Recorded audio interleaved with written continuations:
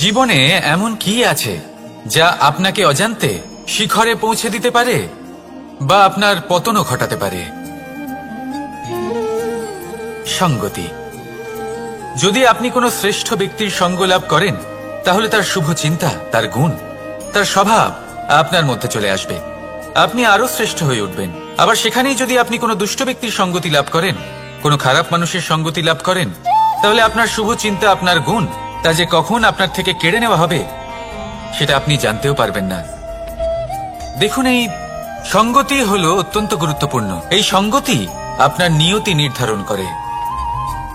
আপনাকে উদাহরণ দিলে, বৃষ্টির ফোঁটাকে দেখুন। যদি কোনো ফোঁটা গাছের পাতায় এসে পড়ে, তাহলে তা জীবন দান করতে পারে।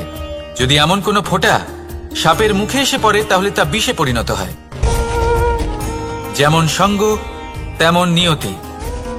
এবার দুর্ভাগ্যের বিষয় হলো এটাই যে বর্ষার ফোঁটা নির্ধারণ করতে পারে না সে কোথায় পড়তে চায়। তার নির্বাচনের ক্ষমতা নেই। কিন্তু আপনার কাছে তো বিবেক আছে, আপনি ভাবতে পারেন, চিন্তা করতে পারেন।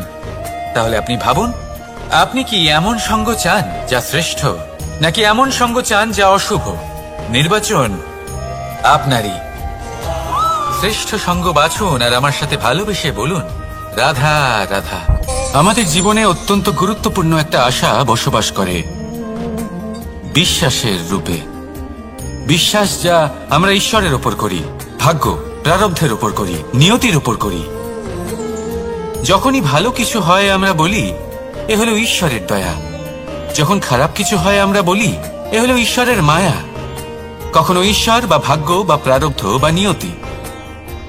আপনি নিজে কোথায় তা কখনো ভেবেছেন? আপনি বিশ্বাস করছেন ঈশ্বরের উপর, প্রারব্ধের উপর, কখনো নিজের উপর করেছেন? আমি আপনাকে একটা সহজ কথা বলি, যদি আপনি ঈশ্বরের উপর বিশ্বাস রাখেন, শুধুই ঈশ্বরের উপর বিশ্বাস, তাহলে আপনি সেটাই পাবেন যেটা আপনার ভাগ্যে লেখা রয়েছে। কিন্তু যদি আপনি নিজের উপর বিশ্বাস রাখেন, আত্মবিশ্বাস রাখতে শেখেন, তাহলে ঈশ্বর আর নিয়তি দুজনে মিলে আপনার ভাগ্যে সেটাই লিখবে যা আপনি চাইছেন। তাই মনে রাখবেন, সাফল্যের পথ হলো এই বিশ্বাস। নিজের আত্মবিশ্বাসকে ধরে রাখতে শিখুন, দেখবেন আত্মা প্রসন্নতায় ভরে উঠবে। তাহলে আসুন এই প্রসন্ন ভাব নিয়েই বলুন, রাধা রাধা।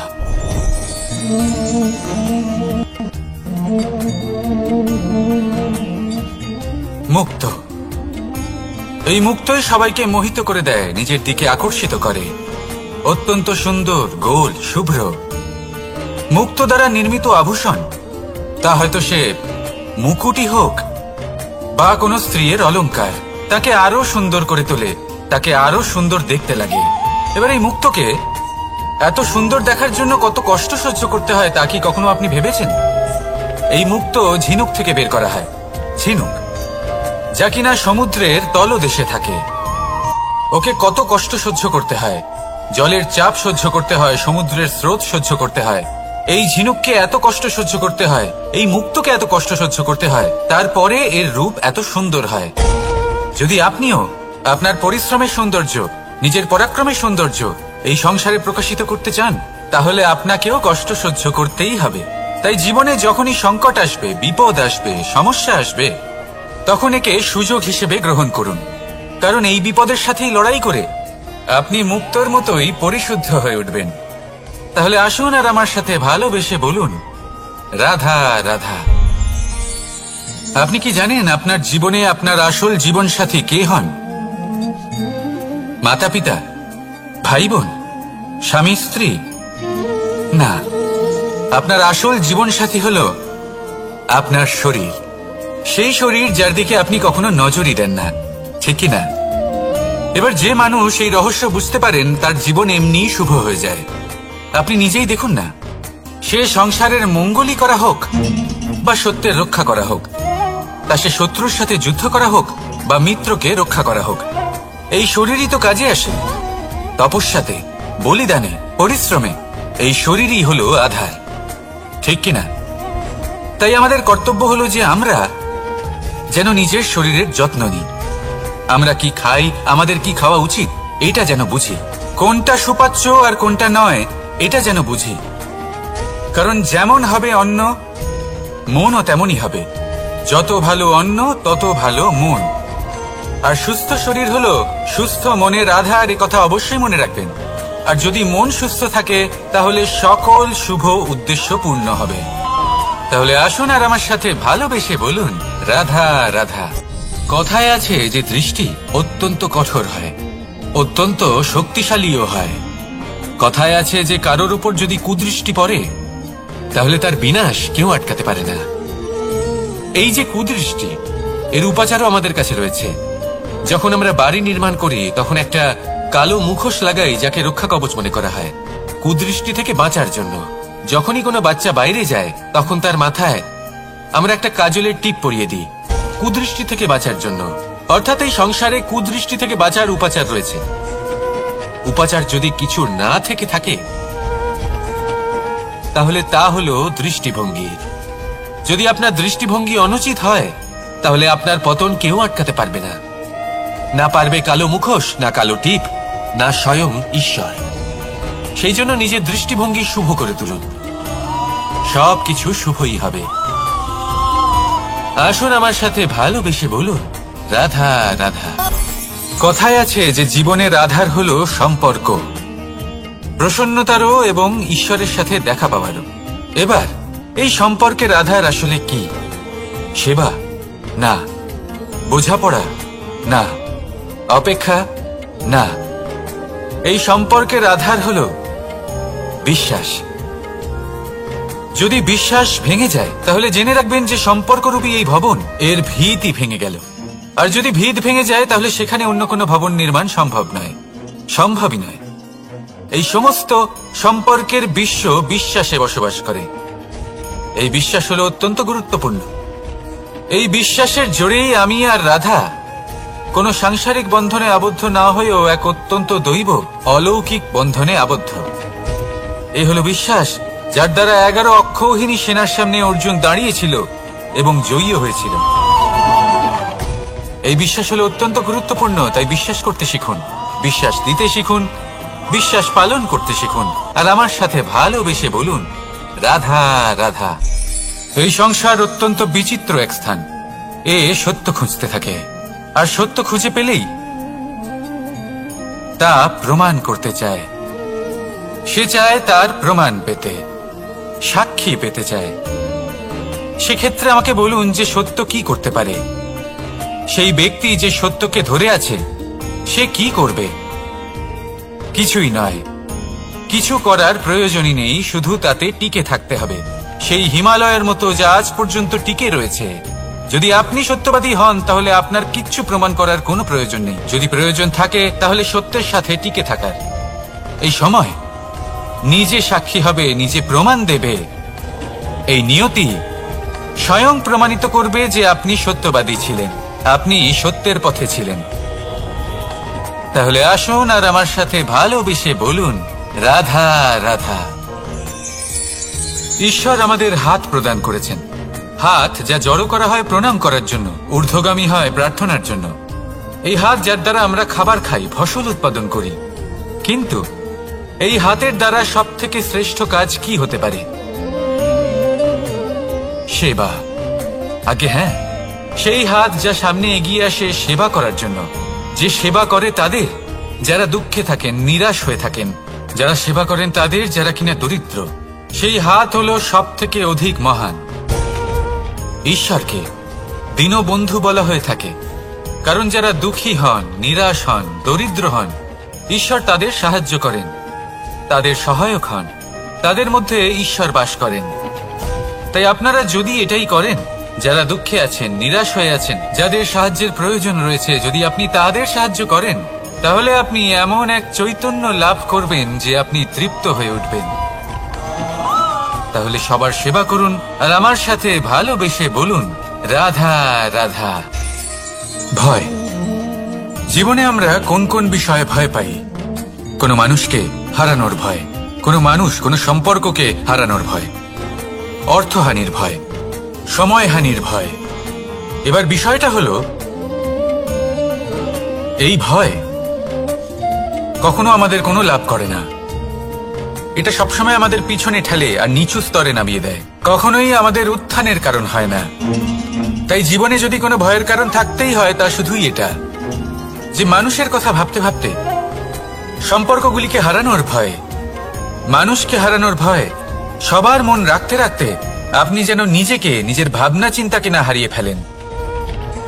যদি এরকম হয়, যদি সকলের মন রাখতে রাখতে আপনি নিজেই নিজেকে হারিয়ে ফেলেন, নিজের ভাবনা, নিজের লক্ষ্য, নিজের মন্তব্যকে হারিয়ে ফেলেন, তাহলে সংসারে যতই যাই হয়ে যাক না কেন প্রসন্নতা লাভ করবেন না। তাই রক্ষা তাকেই করুন যে আপনাকে রক্ষা করে, আপনার মানসিকতা, আপনার ব্যক্তিত্ব, আপনার লক্ষ্যকে রক্ষা করে। আর যদি কোনো বিষয় ভীত হতে হয়, তবে আপনি যেন নিজের উদ্দেশ্যের থেকে দূরে না চলে যান। তাহলে আসুন আর আমার সাথে ভালোবেসে বলুন, রাধা রাধা। সময় একটু একটু করে কেটে যায়, একটু একটু করে নিকটে আসে।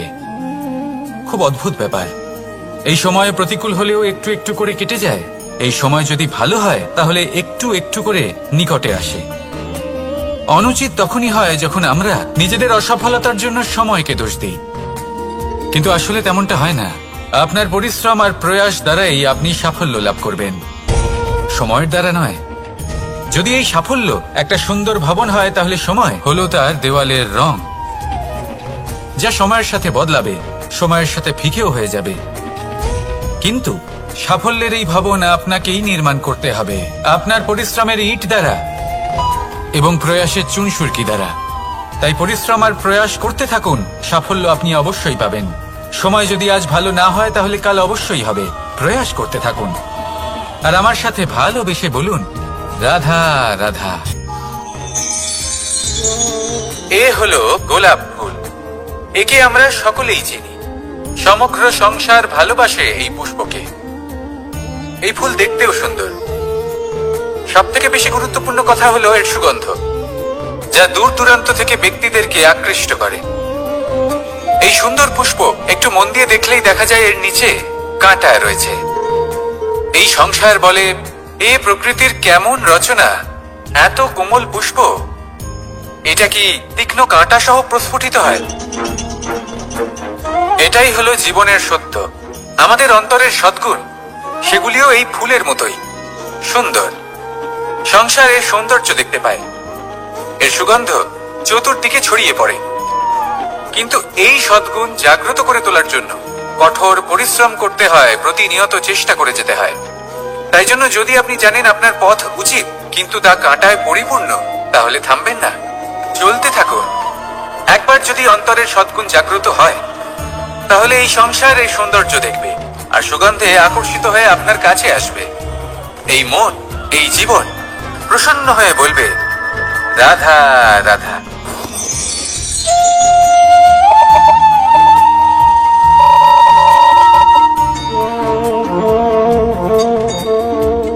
মোহনের বাঁশির এই সুর, এই সঙ্গীত কার না পছন্দ হয়? সবারই খুব ভালো লাগে। এবার এই সুর আসে কোথা থেকে? কেউ বলবেন কৃষ্ণের হৃদয় থেকে। সত্য কথা, এই সুর হৃদয় থেকে নির্গত হয় এবং প্রকট হয় এই বাঁশি থেকে। এই বাঁশিটাকে দেখুন, এই ছিদ্রগুলি দেখুন, প্রত্যেকটা সুর থেকে নিজস্ব একটা স্বর নির্গত হয়। এবার যে ব্যক্তি এই সমস্ত সুর এবং স্বর বুঝতে পারেন, এতে নিপুণ, তিনি এই বাঁশির দ্বারা যে সুর নির্গত করবেন তা তো মধুর অবশ্যই হবে। এবার জীবনের সাথেও কিছুটা এরকমই ঘটে। জীবনের কিছু নীতি থাকে, অর্থ, কুটুম্ব এবং আধ্যাত্মিক। যদি জীবনের প্রত্যেকটা মুহূর্ত সুখময় হয় এরকম আপনি চান, তাহলে এই তিনটি নীতিতে আপনাকে নিপুণ হতে হবে। কোনো একটি বিশেষ নীতির প্রতি যদি আপনি বেশি ঝুঁকে পড়েন, তাহলে বাকি দুই নীতি থেকে যা সুখ লাভ করা সম্ভব তা পারবেন না। ধন অর্জন করতে হবে পরিবারের জন্য, পরিবারের সুখ মনের শান্তির জন্য, মনে শান্তির প্রয়োজন মনের শুদ্ধতার জন্য। যখন এই মন শুদ্ধ হবে, জীবন শুদ্ধ হবে, পবিত্র হবে, সুন্দর হবে এবং ভালোবেসে বলবে, রাধা রাধা।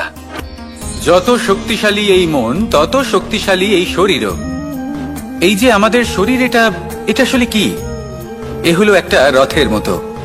আর একটা রথ ততক্ষণ চলতে পারবে না যতক্ষণ না তাকে কোনো সারথি চালাবে। এই মন হলো শরীরের সারথি। এবার ভাবুন, যদি এই সারথি শক্তিহীন হয়, দুর্বল হয়, তাহলে এই রথের কি হবে? এটা উচিত পথে চলতে পারবে না, উচিত গতিতে চলতে পারবে না, মন মতো স্থানে এটা পৌঁছতেও পারবে না। সেই জন্য মনের শক্তি অত্যন্ত প্রয়োজনীয়। এবার মনের শক্তি আমরা কোথা থেকে লাভ করি? দৃঢ়তার শক্তি থেকে। এবার এই শক্তি আমরা কিভাবে বাড়াতে পারি? আমরা প্রতিদিন কিছু নতুন স্থির করি, কিছু ছোট কিছু বড়।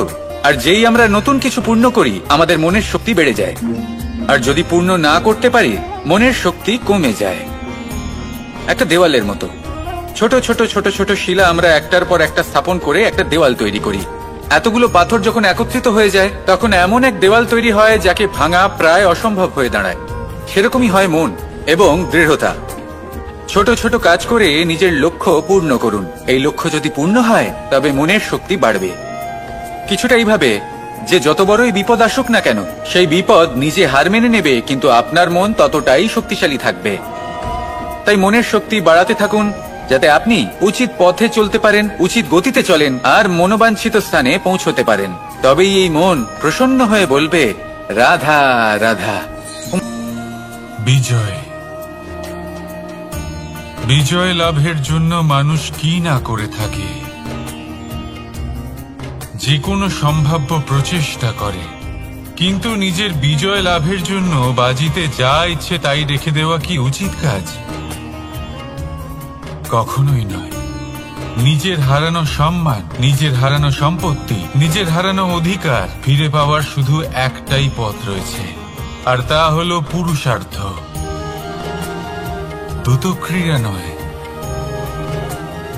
যে মানুষ নিজেই হেরে গেছে, নিজেই নিজের জয়লাভ করার জন্য অন্য কাউকে কিভাবে বাজিতে রাখতে পারে?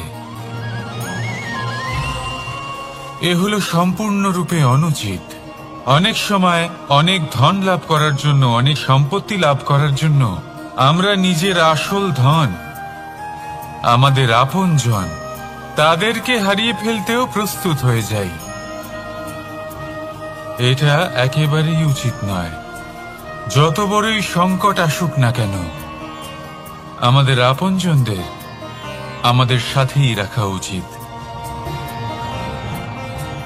নিজের বিজয়ের জন্য ওনাদের বাজি রাখা ঠিক নয়। এই ভুল কেউ একজন করেছেন, আপনি তা ভুলেও করবেন না। রাধা রাধা। নারী জন্মসূত্রে কারোর কন্যা, ধর্মসূত্রে কারোর পত্নী, আর কর্মসূত্রে কারোর মা। আমাদের মনে এই ছবি আঁকা রয়েছে একজন নারীকে নিয়ে, তাই না? একটা অতুলনীয় ভূমিকা রয়েছে নারীদের আমাদের জীবনে, আর নারী ছাড়া আমরা কিছুই নই। কিন্তু অধিকার, সেখানে আমরা একটা ভুল করে বসি। যখন নারী একজন কন্যা থাকে, যখন সে জন্ম নেয়, তখন তার ওপর অধিকার থাকে তার পিতার। আর তারপর যখন বিয়ে হয়ে যায়, তখন তার অস্তিত্বের উপর অধিকার থাকে তার স্বামীর। আর যখন তিনি মা হন, তখন নিজেই তিনি জীবনের সমস্ত অধিকার দিয়ে দেন তার সন্তানকে। কিন্তু আমরা কি কখনো এটা ভেবেছি, এই জীবন হলো তার নিজের? যে নারী সবার কল্যাণ করছেন, তার জীবনের অধিকারও তার কাছেই থাকা উচিত, তাই না? তার নিজের জীবনের সিদ্ধান্ত সে নিজেই নিতে পারেন, নিজেই নিজের ভাগ্যের রচয়িতা হতে পারেন। আর এর জন্য আমাদের নিজেদের পাল্টাতে হবে, দৃষ্টিভঙ্গি পাল্টাতে হবে। কারণ এই ধারণা সেটা আজ বা কালকের ব্যাপার নয়, এটা ঘটে চলেছে বহু বছর ধরে আর চলতেই থাকবে, যদি আমরা এটা না বদলাই। আর এটা তখনই সম্ভব হবে যখন আমরা নিজেদের মধ্যে পরিবর্তন আনব। তাই আজকের পর থেকে, এই মুহূর্ত থেকে, কোনো নারীর ওপর অকারণ অধিকার স্থাপনের আগে সহস্রবার ভেবে দেখবেন। কারণ যখন নারী নিজের অধিকার কেড়ে নিতে বাধ্য হবেন, তখন শুধু এবং শুধুমাত্র বিনাশই ঘটবে। রাধা রাধা।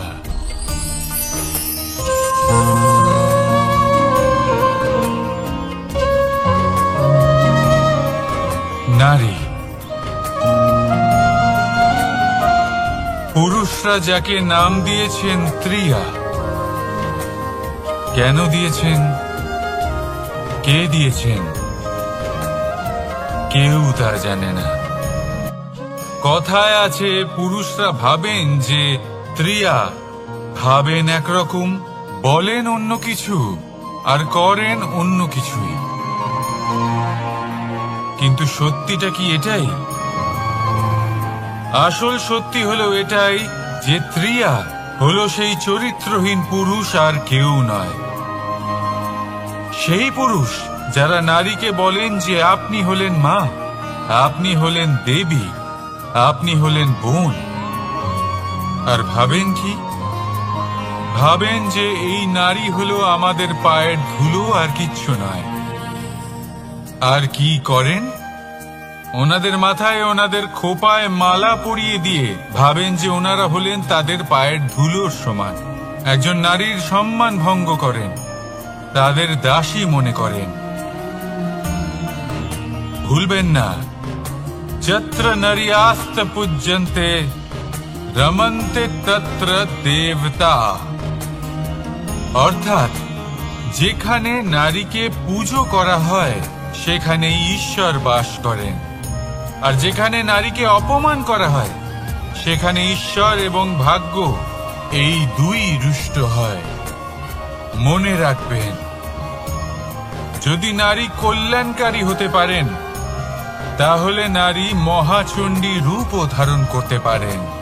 যদি একজন নারী মাতা হয়ে জন্মদান করতে পারেন তাহলে নারী মৃত্যু হয়ে বিনাশও করতে পারেন। যেখানে নারী অপমানিত হবেন সেখানে মহান ভারতও মহাভারতের পথে অগ্রসর হতে পারে। তাই মনে রাখবেন, নারীর অপমান যেন কখনোই না ঘটে। আর যদি কোথাও নারীর অপমান হয় তার অর্থ হলো আপনার বিনাশ আপনার দিকেই আসছে। আর এটা হলো তার প্রথম পদক্ষেপের প্রথম পদধ্বনি।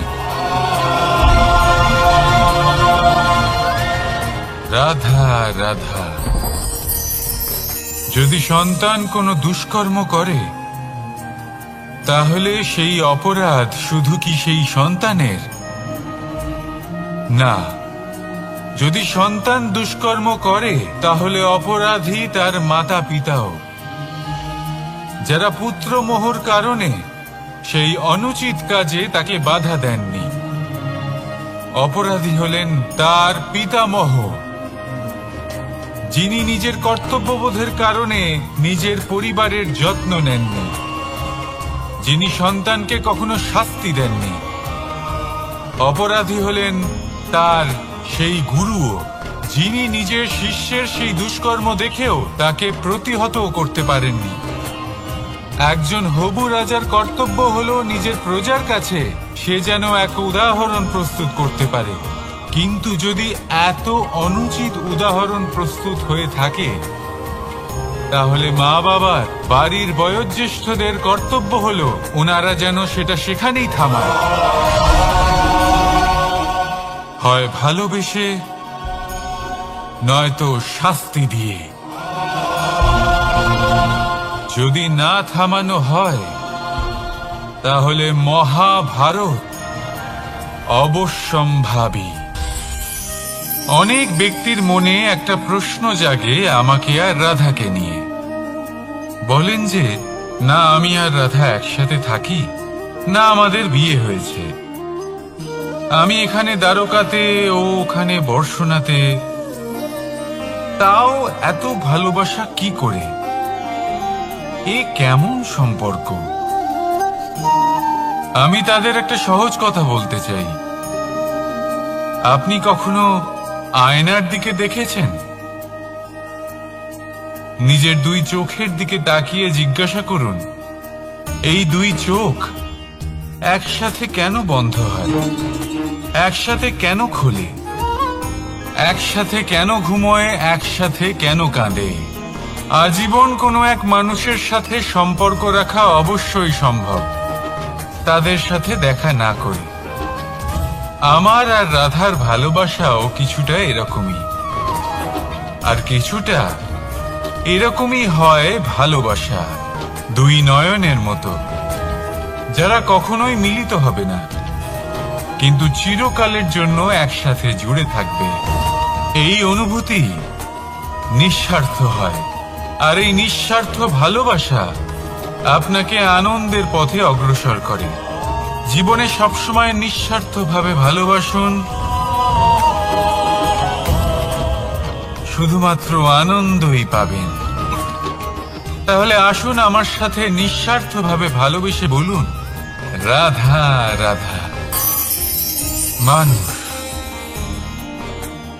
কোন ব্যক্তির নির্মাণ হয় কিভাবে?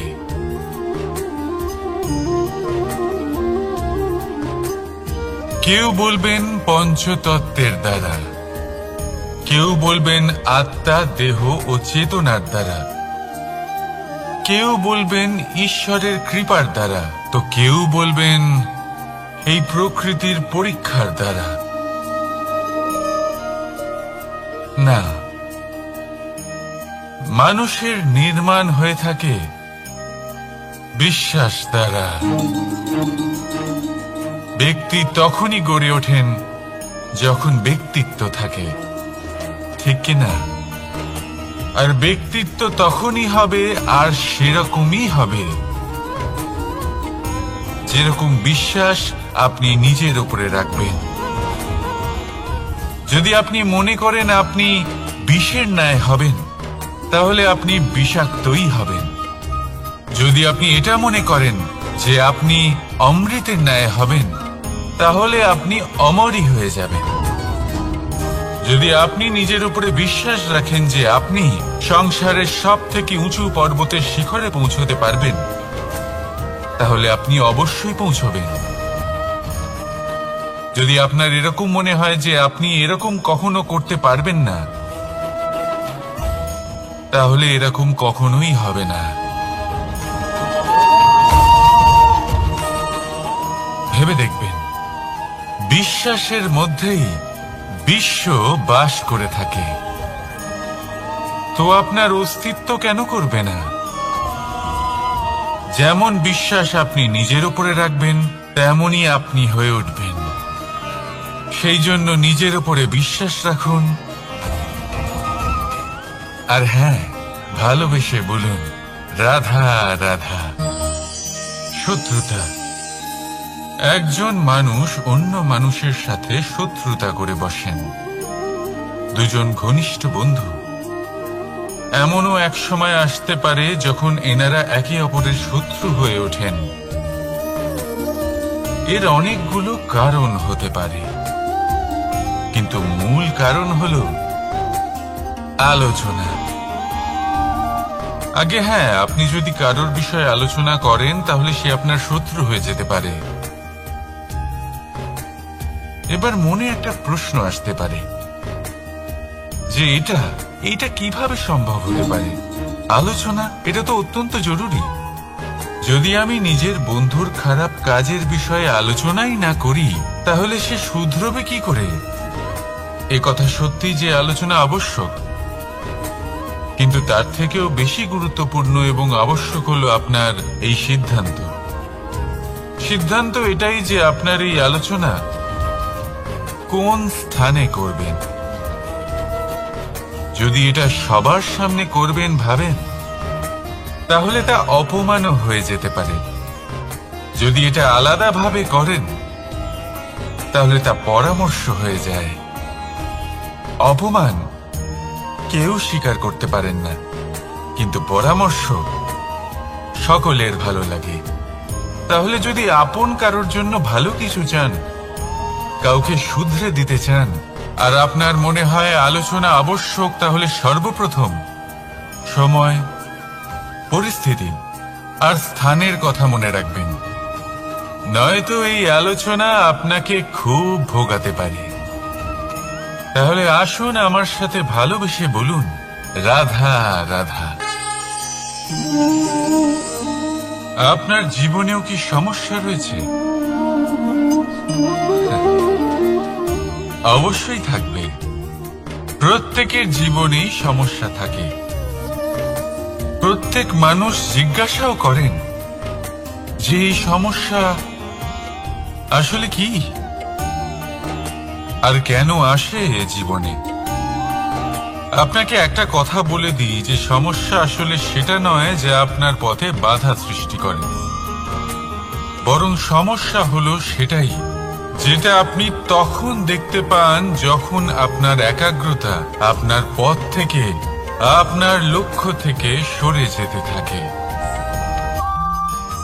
আর এই সমস্যাগুলি দূর করার জন্য, এর সমাধান করার জন্য একটাই পথ আছে, নিজের সমস্ত ভাবনা আরো একবার একাগ্র করুন নিজের পথের দিকে, নিজের লক্ষ্যের দিকে। আপনার সমস্ত ভাবনা যদি কেন্দ্রীভূত হয় নিজের লক্ষ্যে, তাহলে এই সমস্যা দূরে থাকবে।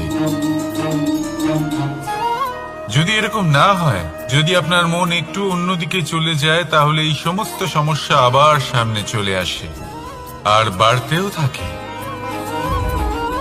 দেখুন, যেখানে আপনার লক্ষ্য রয়েছে, বাণ যদি সেখানেই চালাতে হয়, তাহলে দৃষ্টি তো সেদিকেই রাখতে হবে। তবেই তো আপনি সেই লক্ষ্য ভেদ করতে পারবেন। সেই জন্য মনে রাখবেন, সর্বদা লক্ষ্য রাখবেন নিজের পথে, সেই পথেই সামনে এগোতে থাকুন নিজের লক্ষ্যের দিকে। আপনি যত সামনে এগোতে থাকবেন, এই সমস্যা তত পিছিয়ে যাবে। তাহলে আসুন আমার সাথে ভালোবেসে বলুন, রাধা রাধা। এই পাখিরা সত্যি খুব সুন্দর, আমার খুব ভালো লাগে। আপনি নিশ্চয়ই শুনে থাকবেন যে কিছু পাখির কাছে ডানা অবশ্যই থাকে, কিন্তু উড়তে পারে না। তারা চায় উঁচু আকাশে উড়ে বেড়াতে এবং মেঘেদের সাথে কথা বলতে, করতেই পারে না। এবার এই সংসারেও পাওয়া যায় ঘুড়িও। এদের মধ্যে না জীবন আছে, না প্রাণ আছে, আর না আছে ডানা, কিন্তু এরা আকাশের সাথে কথা বলে, হাওয়ার বেগের সাথে কথা বলে, আনন্দ করে, উৎফুল্ল হয়ে ওঠে। আকাশে জীবনের কিছু মুহূর্ত কাটায়। তার কারণ কি হতে পারে? কারণ হলো সুতো। এই সুতো যদি সঠিক হাতে থাকে, তাহলে এই কাগজের তৈরি ঘুড়িও আকাশের উচ্চতায় উড়ে বেড়াতে পারে। এবারে সুতো আসলে কি? এই সুতো হলো আসলে ভালোবাসা। এই সুতো হলো আসলে বিশ্বাসের। আর এটা আপনি দিয়ে থাকেন তাদের হাতে যাদের আপনি বিশ্বাস করেন, যাদের আপনি নিজের সর্বস্ব দিয়ে দেন। ভেবে দেখুন, এই ভালোবাসা আর বিশ্বাসের সুতো আপনি যদি সঠিক মানুষের হাতে দিয়ে দেন, তাহলে আপনি অনেক উচ্চতায় উঠতে পারবেন, আকাশের উচ্চতায় উড়ে বেড়াতে পারবেন, মেঘের সাথে কথা বলতে পারবেন, পাখিদের মতো উঠতে পারবেন, যা ইচ্ছে তাই করতে পারবেন। শুধু এই মানুষ সঠিক হতে হবে, এমন একজন মানুষ যার মনে আপনার জন্য ভালোবাসা রয়েছে, এমন এক মানুষ যার মনে কোনো স্বার্থ নেই, যিনি পরোপকারী, এমন একজন ব্যক্তি যিনি আপনার অস্তিত্বকে বাইরে নিয়ে আসতে পারবেন, তাকে উজ্জ্বল করে তুলবেন। তাহলে ভালোবাসুন, আনন্দ করতে থাকুন, আর এই আনন্দ সহকারে বলুন, রাধা রাধা। আমরা সকলে এমন ব্যক্তির সাথে থাকতে চাই যারা খুব মিষ্টি কথা বলেন, যাদের ব্যবহার আমাদের ভালো লাগে, যারা দেখতে সুন্দর হন, যাদের আমরা পছন্দ করি। আর সব সময় এমন ব্যক্তির থেকে দূরে থাকতে চেষ্টা করি যাদেরকে আমরা পছন্দ করি না, যাদের কথা আমাদের খারাপ লাগে, যাদের কথা একটু কঠোর হয়, আমরা সবসময় চেষ্টা করি এদের থেকে দূরে থাকার, ঠিক কিনা? কিন্তু যদি বাস্তবটা দেখি, তাহলে এই কঠোরতা জীবনে শান্তির প্রলেপ দেয়। ওষুধও একটু কড়াই হয়, কিন্তু এ কি করে? আমাদের সুস্থ করে তোলে। ঠিক সেইভাবেই ভালোবাসার এই অধ্যায় একটু কঠিন, একটু কড়াও মনে হতে পারে, কিন্তু এর ফল সবসময় আপনাদের স্বাস্থ্যের পক্ষে ভালোই হয়। সেই জন্য যদি কেউ আপনার নিন্দে করে, আপনাকে কড়া কথা শোনায়, আপনার ব্যাপারে আলোচনা করে, তার মানে এটা নয় যে সে আপনার শত্রু। হতে পারে তিনি আপনার বন্ধু হন, আপনার জন্য ভালো চান, আপনাকে শুধরে নিতে চান, আপনার মধ্যে কোনো পরিবর্তন দেখতে চান। সেই জন্য কখনো কারোর কথা শুনে বা কাউকে দেখে প্রাথমিকভাবে এই সিদ্ধান্ত নেবেন না যে তিনি আপনার শত্রু হন নাকি আপনার বন্ধু হন। এমনও শত্রু হয়ে থাকেন যে গুড়ের মতো মিষ্টি মিষ্টি কথা বলে আসলে আপনাকে বিষ পান করিয়ে দেবেন, আর এমনও বন্ধু থাকেন যারা আসলে নিমের মতো কড়া কথা বলেন কিন্তু আপনাকে অমৃত পান করান। এদের মধ্যে পার্থক্য করতে জানতে হবে, কে আসলে শত্রু হন আবার কে আসলে মিত্র হন। এই পার্থক্য যখন আপনি করতে শিখবেন, তখন আপনি এই সংসারের সব থেকে সুখী প্রাণী হয়ে উঠবেন। এই পার্থক্য বোঝা সহজ নয়, কিন্তু অবশ্যই আবশ্যক। রাধা রাধা। অসুখ। এমন কোন মানুষ আছেন এই সংসারে যার অসুখ করে না? প্রত্যেক মানুষ কখনো না কখনো অবশ্যই অসুস্থ হয়েছে, তার এই শরীর রোগের শিকার অবশ্যই হয়েছে। এবারে দেখুন, এই রোগ আসে আবার এই রোগ চলেও যায়, কিন্তু সেই রোগ আমাদের কষ্ট দিতে কেন সক্ষম হয়? কারণ হলো স্বচ্ছতা। যদি এই স্বচ্ছতা শরীরে না থাকে, তাহলে মানুষকে শারীরিক কষ্ট পেতেই হবে। ঠিক সেইভাবেই অত্যন্ত প্রয়োজনীয় হলো এই স্বচ্ছতা যেন মনেও থাকে। যদি এই স্বচ্ছতা মনে না থাকে, তাহলে মানুষ চারিত্রিকভাবে কষ্ট সহ্য করেন। এবারে নিবারণ কি হতে পারে? বড়ই সহজ এর উপশম। যদি রোগ শরীরে হয়, তাহলে সর্বপ্রথম স্বচ্ছতা বজায় রাখতে শিখুন, এই শরীরকে পরিষ্কার রাখতে শিখুন। বিচক্ষণতার সাথে এই রোগের সম্মুখীন হন, ভয় পাওয়ার কোনো দরকার নেই। ব্যায়াম করতে থাকুন, সব ঠিক হয়ে যাবে। সেইভাবেই যদি এই অসুখ মনে হয়, তাহলে কি করা যায়? সর্বপ্রথম তার আধারের উপরে নজর দিন। আপনার এই আধারই হলো আপনার আহার। যা আপনি আহার করবেন, সেরকমই মানুষ হয়ে উঠবেন। সেইভাবেই আপনি যেরকম ভাবেন, সেরকমই মানুষ হয়ে উঠবেন।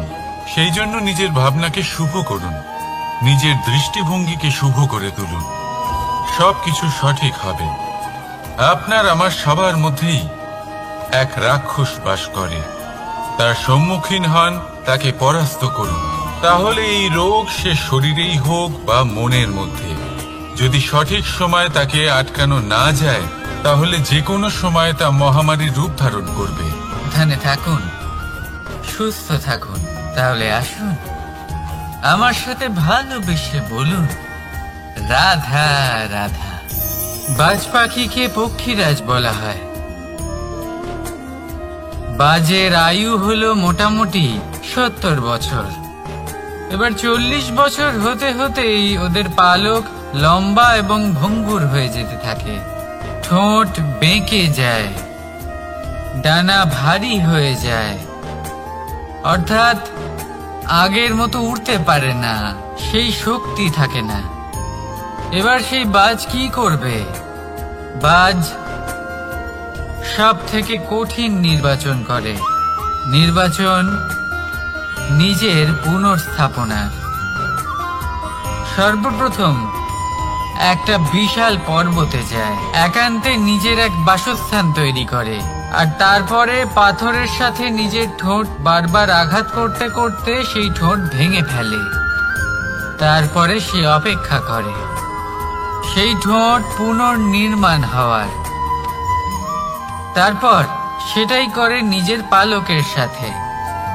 তারপরে নিজের ডানা থেকে এক এক করে ভারী পালকগুলো ছিঁড়ে ফেলে দেয়। আর তারপর 150 দিনের এই যন্ত্রণা সহ্য করার পরে ও ফিরে পায় নিজের উড়বার অনন্য ক্ষমতা, সেই শক্তি। আর তারপরে ও জীবনের পরবর্তী 30 বছর বাঁচে। কি বুঝলেন আপনি? যদি ইচ্ছে শক্তি থাকে তাহলে একজন দুর্বলও শক্তিশালী হতে পারে। আপনিও এটাই করুন। নিজের অতীতের যন্ত্রণার বোঝাগুলিকে ত্যাগ করুন আর কল্পনার খোলা আকাশে উন্মুক্ত হয়ে উড়ে বেড়ান। নিজের পুনর্স্থাপনা করুন, তবেই সর্বশ্রেষ্ঠ হতে পারবেন। আর মনে রাখবেন, এই ছোট ছোট পদক্ষেপই বড় বড় শিখরে পৌঁছে দিতে পারে। তাহলে এই সংসারে সব থেকে বড় ব্যক্তি কে? রাধা। রাধা। আপনি বলবেন এই কেমন ধরনের প্রশ্ন, কিন্তু এটা হলো সব থেকে উচিত প্রশ্ন।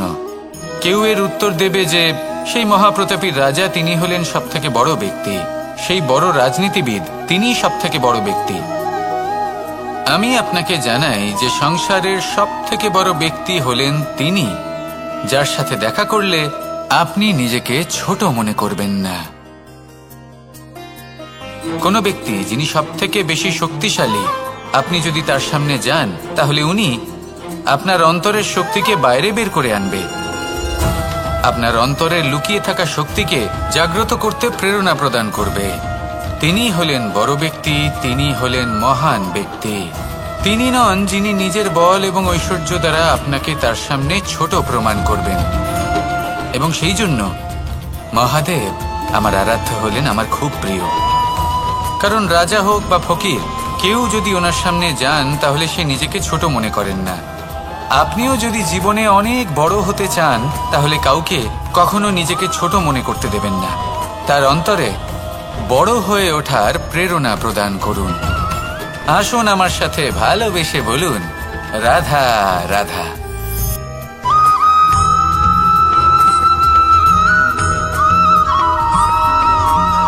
যখন আমরা কোনো বনে প্রবেশ করি তখন এই সবুজ ঘাস দেখে, এই কোমল ঘাস দেখে আমাদের মন প্রফুল্ল হয়ে ওঠে। ভিন্ন ভিন্ন প্রজাতির ফুল, ভিন্ন ভিন্ন রঙের ফুল দেখে এই মন আনন্দে ভরে ওঠে। এখানে শিশুরা আনন্দ লাভ করে, বড়রা ভোজন গ্রহণ করেন, কথাবার্তা বলেন, হাঁটাহাঁটি করে বেড়ান। এবার ভেবে দেখুন, যখন এই উপবনের নির্মাণ হয়েছিল সেই সময় যদি এই মাটিকে সঠিকভাবে খনন না করা হতো, যদি তাতে সঠিকভাবে বীজ রোপণ না করা হতো, যদি কোনো সংঘর্ষ না হতো, পরিশ্রম না করা হতো, যদি চলতে চলতে পায়ে কাঁটা না বিঁধে যেত, তাহলে এই সুন্দর বন দেখে আমরা কি এই আনন্দ লাভ করতে পারতাম? কখনোই নয়। ধরুন কোনো নদীর তটে সুন্দর একটি বন আছে, সেই বনের আনন্দ লাভ করতে গেলে আপনাকে সেই নদী পার করতেই হবে। যদি সুখের নদীর কাছে পৌঁছতে চান তাহলে তটে যে কাঁটা রয়েছে সেগুলোর সাথে সংঘর্ষ করতেই হবে। এই সংসারে যদি আপনি সুখ লাভ করতে চান তাহলে সুখ লাভের এই যাত্রা শুরু করতে হবে সংঘর্ষ দ্বারা। তাহলে সংঘর্ষকে স্বাগত জানান, এর পেছনেই সুখ রয়েছে যা আপনার জন্য অপেক্ষা করছে। এবার হাসুন আর আমার সাথে ভালোবেসে বলুন, রাধা।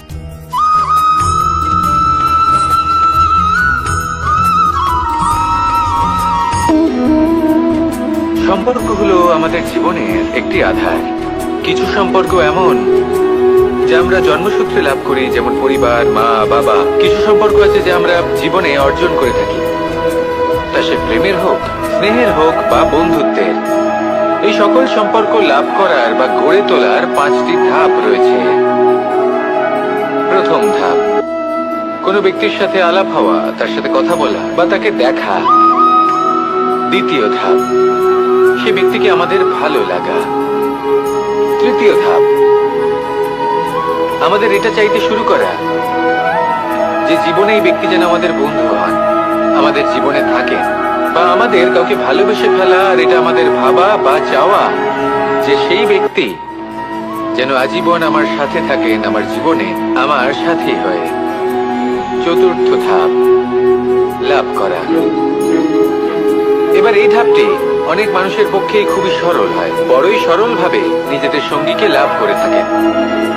কিছু মানুষের জন্য এই ধাপ অত্যন্ত কঠিন হয়ে থাকে। অনেক প্রতিকূল পরিস্থিতির উপর জয়লাভ করে তারা সঙ্গীকে লাভ করেন, কিন্তু লাভ অবশ্যই করেন। এরপরে আসে পঞ্চম, অন্তিম এবং সব থেকে গুরুত্বপূর্ণ ধাপ। সেটা হলো সেই সম্পর্ক পালন করা। এটা হলো এমন এক বিষয় যা প্রত্যেক মানুষের শেখা উচিত। যদি ব্যক্তি নিজের জীবনে সম্পর্ক রক্ষা করতে শিখে যান, তবে প্রত্যেক সম্পর্ক তার জীবনকে স্বর্গ করে তুলবে।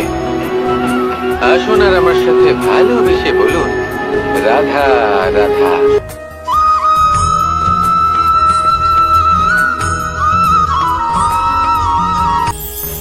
এটা হলো ধান গাছ। এর থেকে যে চাল উৎপন্ন হয় তা মানুষ গ্রহণ করেন। আর এটা কি? এ হলো জংলি ঘাস। একবার ভেবে দেখুন, যদি এই জংলি ঘাস ধান গাছের আশেপাশে থাকে তাহলে কি হবে? ধান উৎপন্ন হতে পারবে? তা উৎকৃষ্ট হতে পারবে? আমরা কি তা গ্রহণ করতে পারবো? কখনোই নয়। এই জংলি ঘাস ধানকে নষ্ট করে দেবে, কিন্তু নিজে জীবিত থাকবে। এটাই হলো আজকের শিক্ষা। এই সংসারে যদি আপনি নীতির পথে চলতে চান, উচিত কর্ম করতে চান, সংসারকে সেবা করতে চান, তাহলে জংলি ঘাসের মতো ব্যক্তিদের থেকে সবসময় দূরে থাকতে হবে। সেই ব্যক্তি যারা দুর্নীতি এবং মিথ্যা দ্বারা পরিপূর্ণ, যাদের ব্যবহার অশুভ, যাদের অনেক অশুভ গুণ রয়েছে, তারা সঠিক নয়।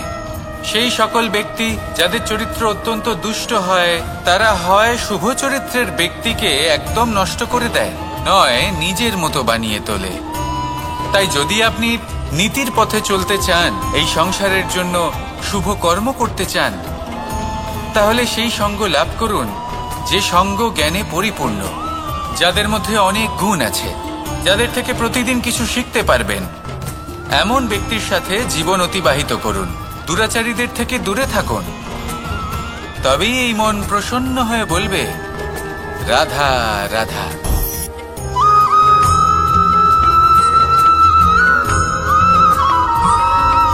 মানুষের একটি সমস্যা আছে যে মানুষ সাফল্যকে মাপতে থাকেন, লক্ষ্যপ্রাপ্তিকে মাপতে থাকেন এবং তার তুলনা করতে থাকেন যে ও এত কিছু পেল আর আমি পেলাম না,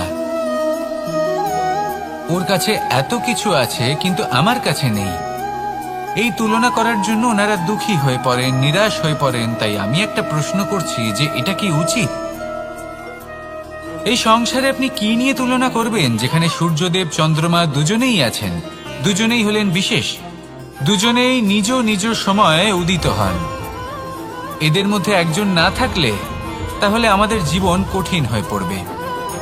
ঠিক সেইভাবেই আপনি যদি একটা বড় রেখা অঙ্কন করেন, তাহলে অন্য রেখাটি ছোট হয়ে পড়ে না, সে তেমনই থাকে যেমনটা সে ছিল। আপনার অস্তিত্ব কখনো ছোট বা বড় হতে পারে না। শুধু তুলনা করার জন্য আপনার এটা মনে হতে পারে। যদি আপনি যুদ্ধ করতে চান, আপনার তলোয়ারের প্রয়োজন পড়বে। যদি বস্ত্র তৈরি করতে চান, এত বড় তলোয়ার দিয়ে কিছুই হবে না, তখন প্রয়োজন পড়বে একটা ছোট্ট সূচের। তাই তুলনা করবেন না, না নিজেকে ছোট মনে করবেন, না অন্য কাউকে। সবার সাথে সহযোগিতা করুন, আর যদি তুলনা করতেই হয় নিজের সাথে করুন, যে কাল আমি কেমন ব্যক্তি ছিলাম, আজ কি তার থেকে শ্রেষ্ঠ হয়ে উঠতে পেরেছি। ভেবে দেখুন ভবিষ্যতে গিয়ে আপনি কতটা শ্রেষ্ঠ ব্যক্তি হতে পারেন। আসুন আমার সাথে ভালোবেসে বলুন, রাধা রাধা।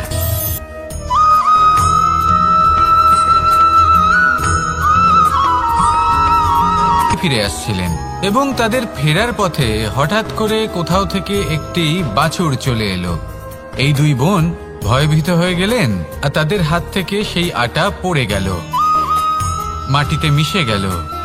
এবার এই পুরো ঘটনাক্রমে যদি কারোর বিন্দুমাত্র লাভ হয়ে থাকে, বিন্দুমাত্র আনন্দ পেয়ে থাকে, তাহলে সে কে? সেই ছোট বোন, যিনি মাঝে মাঝেই গমের দানা তুলছিলেন এবং খাচ্ছিলেন।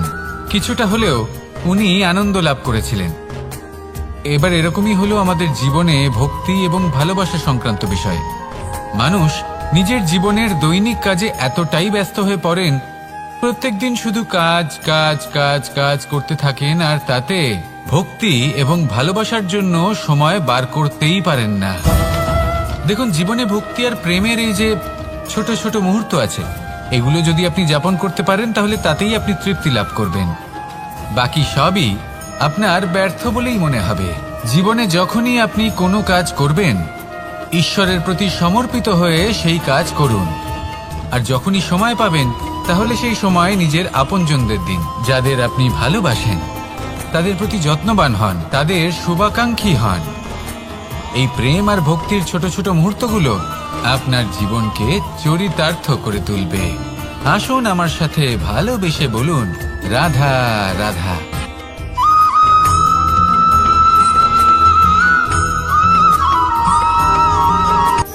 এই সংসারে সাফল্য লাভ করার জন্য জ্ঞানের প্রয়োজন হয়, পরিশ্রমের প্রয়োজন হয়, দৃঢ় নিষ্ঠার প্রয়োজন হয়, নিরন্তর চেষ্টা করা প্রয়োজনীয়। কিন্তু আরো কিছু আছে যা অত্যন্ত প্রয়োজনীয় এবং গুরুত্বপূর্ণ। তা হলো ভালো বন্ধু। তাদের থাকা অত্যন্ত প্রয়োজনীয়। যদি ভালো বন্ধু থাকে, তাহলে সময় এলে তারা ঢাল হয়ে আপনাকে সুরক্ষা করবেন। সময় এলে অস্ত্রের মতো শত্রুকে সংহারও করবেন। যদি তিনি জ্ঞানী হন, তাদের মধ্যে সদ্গুণ থাকে, তাহলে এই সব গুণ আপনার মধ্যেও প্রবেশ করবে। তাহলে সাফল্যের জন্য ভালো বন্ধু পাওয়া অত্যন্ত প্রয়োজনীয়। কিন্তু শুধু বন্ধু কেন, ভালো শত্রুও থাকা প্রয়োজনীয়। এবার আপনি ভাববেন, আমি কি বললাম? যদি আপনার জীবনেও ভালো অর্থাৎ শক্তিশালী শত্রু থাকে, তাহলে আপনিও শক্তিশালী হতে থাকবেন। এই শত্রু আপনাকে প্রেরিত করবে আরো বেশি শক্তিশালী হয়ে ওঠার। কখনো কোনো হরিণকে দেখুন, তীব্র গতিতে দৌড়তে থাকে। কেন তীব্র গতিতে দৌড়য়?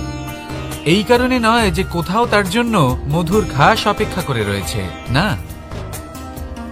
সে এই কারণে তীব্র গতিতে দৌড়য় কারণ সেটা না করলে তার পেছনে একটি সিংহ আছে যে ওকে নিজের ভোজন করে ফেলবে। তাই জীবনে বিপদ, সংকট, এই সবকিছুও হলো অত্যন্ত গুরুত্বপূর্ণ। তার সম্মুখীন হতে শিখুন আর আমার সাথে ভালোবেসে বলুন, রাধা রাধা।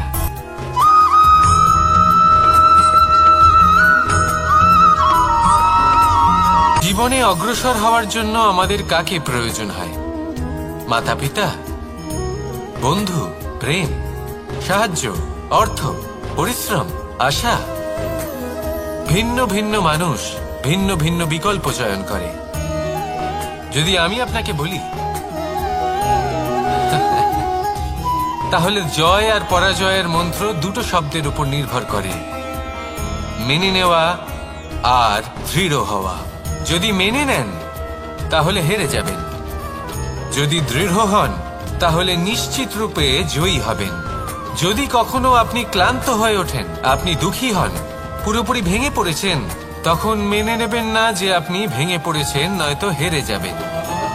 তখন উল্টে স্থির করবেন যে যাই হয়ে যাক না কেন, আমি জয়ী হবই।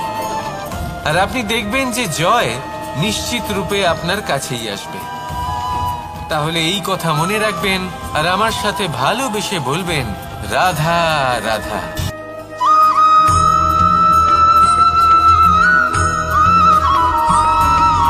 জীবনে যখন কোনো ব্যক্তি নিজের লক্ষ্য প্রাপ্তির জন্য নিরন্তর পরিশ্রম করতে থাকেন, চেষ্টা করতে থাকেন, তখন তিনি কষ্ট অনুভব করেন। কখনো শারীরিক কষ্ট, কখনো মানসিক কষ্ট। এবার উনি এটা ভাবতে থাকেন যে আমি কি উচিত করছি নাকি অনুচিত করছি। কারণ অন্যদিকে এমন একজন ব্যক্তিও আছেন যিনি একদমই পরিশ্রম চেষ্টা করছেন না। তিনি মদিরা পান করেন, বিলাসিতায় জীবন কাটান, অলস প্রকৃতির হয়ে ওঠেন।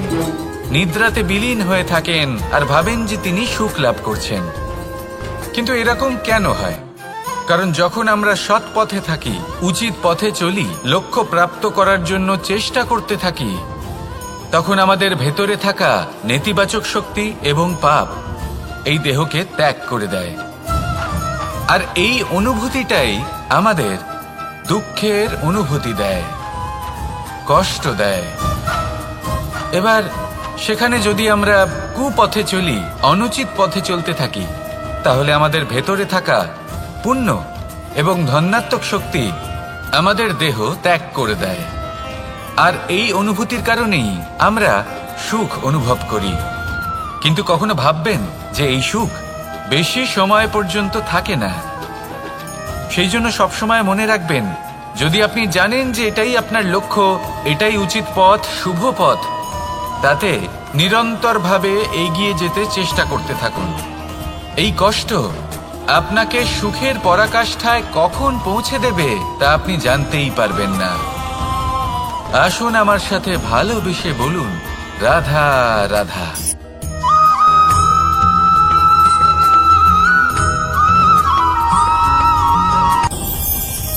ভয়ের সাথে আমরা সবাই পরিচিত, কষ্টও আমরা সবাই পেয়েছি। কখনো কখনো আমরা অসুস্থ হয়ে পড়ি, আর এমন সময় হলে মাতার মমতা, কখনো বাবার স্নেহ, কখনো বোন, আপনি আপনার লক্ষ্য অবশ্যই খুঁজে পাবেন। আর তার সাথে নিজের অন্তরের যে মালিন্য রয়েছে তা আপনি নিজেই নিজের থেকে দূরে করে দেবেন। তাহলে আসুন আর আমার সাথে ভালোবেসে বলুন, রাধা রাধা।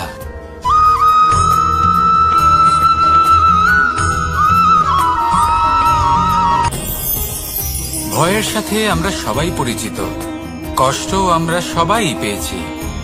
কখনো কখনো আমরা অসুস্থ হয়ে পড়ি, আর এমন সময় হলে মাতার মমতা, কখনো বাবার স্নেহ, কখনো বন্ধুদের পাশে থাকার অনুভূতি আমাদের রোগ নিরাময়ে সাহায্য করে।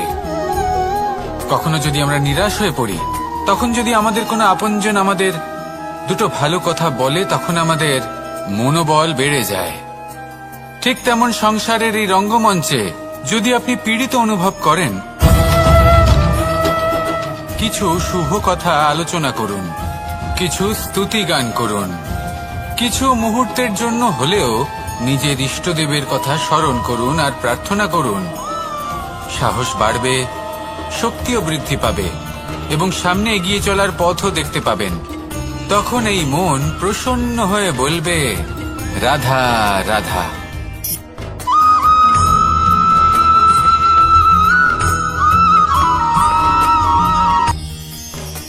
মানুষ তার জীবনে দুই ধরনের পরিস্থিতিকে খুব ভয় পায়। এক, কোনো কারণবশত কারোর সামনে নত হওয়া।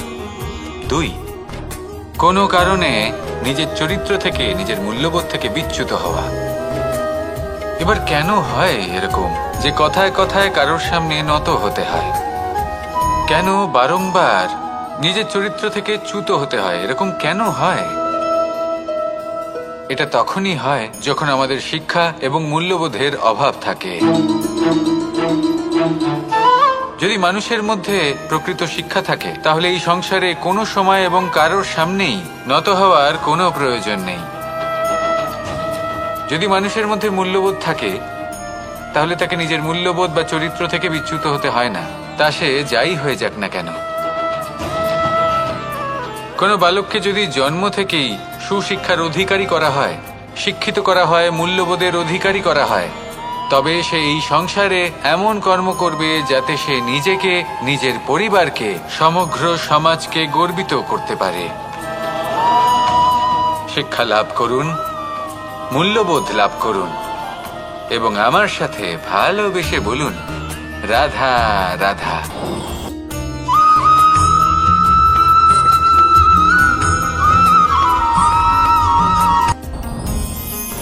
সাথী। সাথী এই শব্দটির ব্যাখ্যা কে কিভাবে করে? মিত্র, সখা, বন্ধু। কিন্তু অর্থ একটাই, তিনি যিনি আপনার সঙ্গী হন আর তিনি যার সাথী আপনি হন। এবার সব থেকে বড় প্রশ্ন হলো এটাই যে তিনি কে হতে পারেন। যাকে আপনি আপনার সাথী বলে মেনে নিতে পারেন। নিজের সখা, নিজের মিত্র, নিজের বন্ধু মেনে নিতে পারেন। আপনার সাথী হলেন তিনি যিনি দুঃখের সময় আপনার পাশে থাকবেন, আপনার হাত ধরে থাকবেন। আপনার সাথী হলেন তিনি যার হাত আপনি নিজের সুখের দিনে ধরে থাকবেন। সেই সাথীরই হাত ধরুন যিনি দুঃখে সবসময় আপনাকে সাহায্য করার জন্য তৎপর হয়ে থাকেন, আপনার পাশে থাকেন, আর যাকে সুখের দিনে আপনি আপনার সাথে রাখতে পারেন। আর যখন আপনার সাথে আপনার এই সাথী থাকবে, তখন আপনি এটা বুঝবেন যে যখন জীবনে দুঃখ আসে তখন এই দুঃখ কমে যায়, সবার মধ্যে ভাগ হয়ে যায়। আর যদি তখন সুখ আসে তাহলে সেটা সবার উপস্থিতিতে আরো বেড়ে যায়। এটাই হলো প্রেম, এটাই হলো ভালোবাসা, এটাই হলো সঙ্গ। যেমন সম্পর্ক আমার আর রাধার মাঝে। তাহলে আসুন আর আমার সাথে ভালোবেসে বলুন, রাধা রাধা।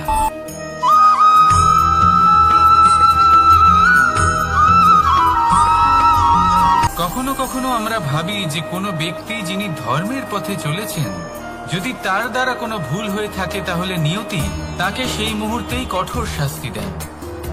কিন্তু সেই সব মানুষ যারা সংসারের সব থেকে বড় অধর্মী, বহু নিকৃষ্ট মানের কাজ করেন, তাদের নিয়তি অনেক সুযোগ দেন।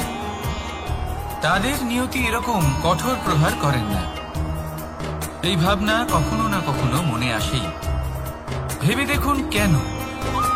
আসলে জীবনকে বেশিরভাগ মানুষ একভাবেই দেখে থাকেন, বিভিন্ন স্তরে একে দেখা উচিত। এবার আপনি বলুন, এই সংসারে কোনো অধর্মী কখনো প্রেরণার উৎস হতে পারেন? কখনোই নয়। যে মানুষ নিজের আত্মাকে মলিন করে ফেলেছেন, তিনি এই সংসারকে কিভাবে প্রেরণা যোগাবেন? উনি নিজেই বুঝতে পারেন না কোনটা করা উচিত, ধর্ম কোনটা। তাই নিয়তি তাকে একটা সুযোগ দেন, এটা বোঝার সুযোগ দেন যে কোনটা উচিত, কোনটা ধর্ম। সুযোগ দেন নিজের বিবেক জাগিয়ে তোলার, তাকে সুযোগ দেন নিজের অন্তরাত্মার ডাক শোনার।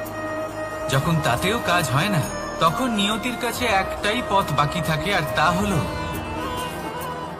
মহাবিনাশ। মহাবিনাশ হয়তো দেরিতেই আসতে পারে, কিন্তু তা অবশ্যই আসবে। আর যখন মহাবিনাশ আসে, তখন মহাবিনাশের যন্ত্রণা সমগ্র মানব জীবনের যন্ত্রণার থেকে অনেক বেশি হয়। এই কথাটা সবসময় মনে রাখবেন। আর অন্যদিকে যে মানুষ ধর্মের পথে চলছেন, তার দ্বারা যদি কোনো ভুল হয়ে থাকে, তখন নিয়তি তার পরীক্ষা নেন। কিছুক্ষণের জন্য মানুষের মনে হতে পারে নিয়তি তাকে কঠোর শাস্তি দিয়েছেন।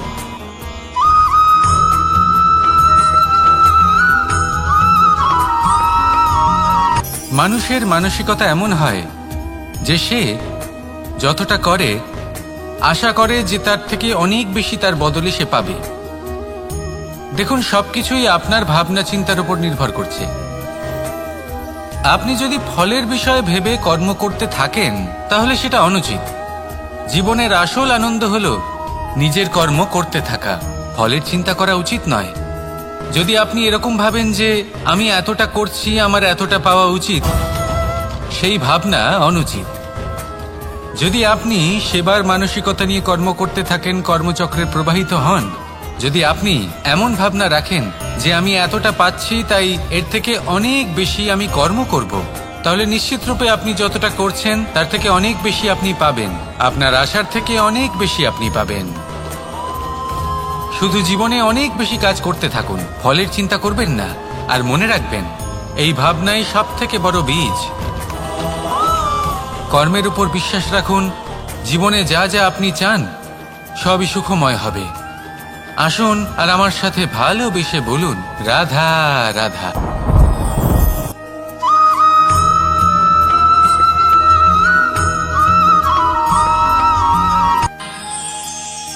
আমরা সবাই সূর্যকে সম্মান কেন করি?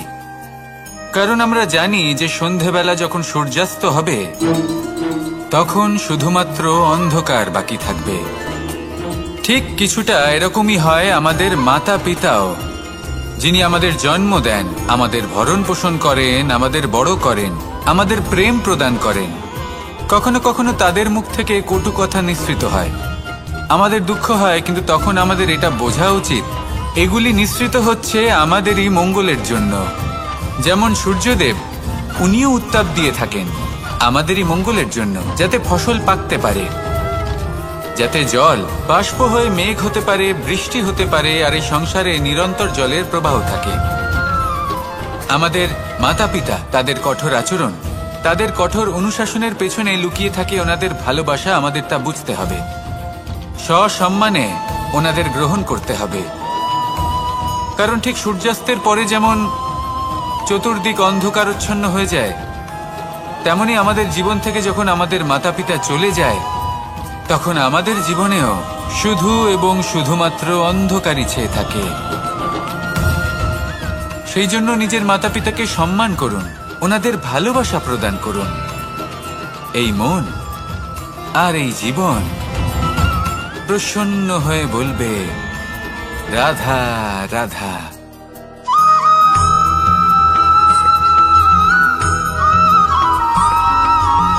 এই সংসারে কখনো কোনো ব্যক্তিকে তার বাইরের পোশাক দেখে বিচার করার চেষ্টা করবেন না। এটা খুব বড় ভুল করবেন। যেমন আমরা জীবনে অনেক সময় এমন করি, ধরুন কোথাও একটা গাছ দেখলাম, খুব বিশাল আকারের একটা গাছ, যেটা মাটির থেকে অনেক উঁচুতে পৌঁছে গেছে, যার বিশাল শাখা আছে। সেগুলো দেখে আমরা ভাবি যে এই গাছে হয়তো কত সুস্বাদু ফল আছে। আমরা সেই গাছের পরিচর্যা করতে থাকি। আবার অন্যদিকে হলো একটি তৃণ, যেটা মাটি থেকে কিছুটা উঁচুতে পৌঁছেছে, কিন্তু সেই তৃণর নিচে, মাটির নিচে অত্যন্ত সুস্বাদু ফল বা সবজি জন্ম নেয়, যা আমাদের স্বাস্থ্যের পক্ষে অত্যন্ত উপকারী। সেই জন্য কখনো আবরণ দেখে কাউকে বিচার করতে চেষ্টা করবেন না। তার বদলে এটা বোঝার চেষ্টা করুন যে আপনার সামনে যে ব্যক্তি আছে বা বস্তু আছে, তার বিশেষত্ব কি। যদি এই বিশেষত্ব বোঝার ক্ষমতা আপনি অর্জন করেন, যদি এই শিল্প আপনি নিজের ভেতরে জাগ্রত করেন, তাহলে এই সংসারে বিশেষত্ব কি সেটা আপনি জানতে পারবেন। আর এই সমস্ত খেলা দৃষ্টি থেকে নয়, দৃষ্টিভঙ্গি থেকে জন্ম নেয়। দৃষ্টিভঙ্গি সবসময় শুভ রাখুন, আর আমার সাথে ভালোবেসে বলুন, রাধা রাধা।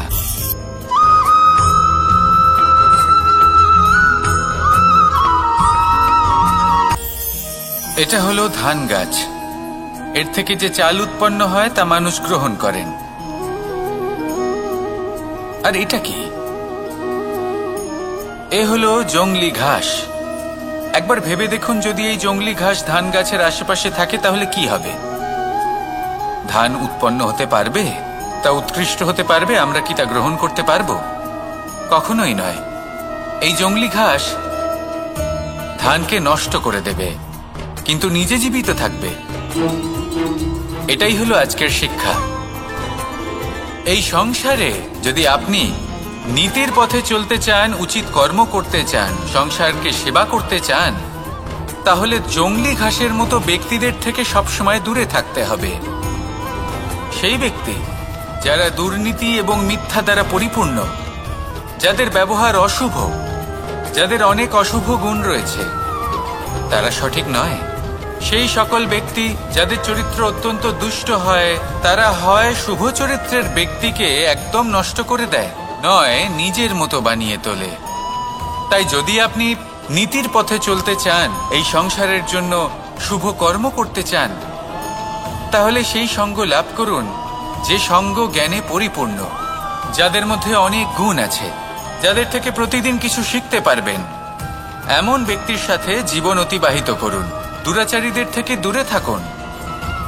তবেই এই মন প্রসন্ন হয়ে বলবে, রাধা রাধা।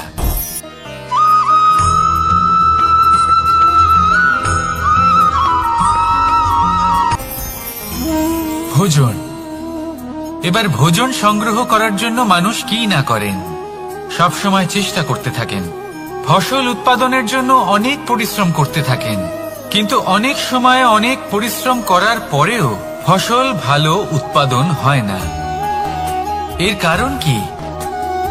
কারণ হলো এটাই যে আপনি পরিশ্রম হয়তো অনেক করেছেন, কিন্তু আপনার নজর তো সেই বীজের দিকে ছিলই না যা আপনি রোপণ করেছেন। সেই জন্য সব সময় কোনো বীজ রোপণ করার আগে তাকে পরখ করে দেখুন, তা অত্যন্ত আবশ্যক। আর সেইভাবেই যখনই কোনো কর্মের প্রশ্ন আসে, তাহলে সেখানে শুধুমাত্র পরিশ্রম যথেষ্ট নয়, সেই কাজের প্রতি আপনার কর্তব্য কি, আপনার উদ্দেশ্য কি, সেটা জানা হলো অত্যন্ত গুরুত্বপূর্ণ।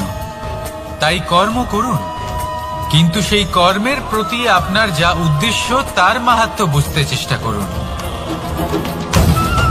তাহলে আসুন আমার সাথে ভালোবেসে বলুন, রাধা রাধা।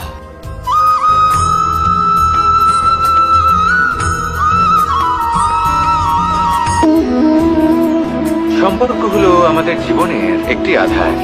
কিছু সম্পর্ক এমন যে আমরা জন্মসূত্রে লাভ করি, যেমন পরিবার, মা, বাবা। কিছু সম্পর্ক আছে যে আমরা জীবনে অর্জন করে থাকি, তা সে প্রেমের হোক, স্নেহের হোক বা বন্ধুত্বের। এই সকল সম্পর্ক লাভ করার বা গড়ে তোলার 5টি ধাপ রয়েছে। প্রথম ধাপ, কোনো ব্যক্তির সাথে আলাপ হওয়া, তার সাথে কথা বলা বা তাকে দেখা। দ্বিতীয় ধাপ, সে ব্যক্তিকে আমাদের ভালো লাগা। তৃতীয় ধাপ, আমাদের এটা চাইতে শুরু করা যে জীবনে এই ব্যক্তি যেন আমাদের বন্ধু হন, আমাদের জীবনে থাকেন, বা আমাদের কাউকে ভালোবেসে ফেলা। আর এটা আমাদের ভাবা বা চাওয়া যে সেই ব্যক্তি যেন আজীবন আমার সাথে থাকেন, আমার জীবনে আমার সাথী হয়ে।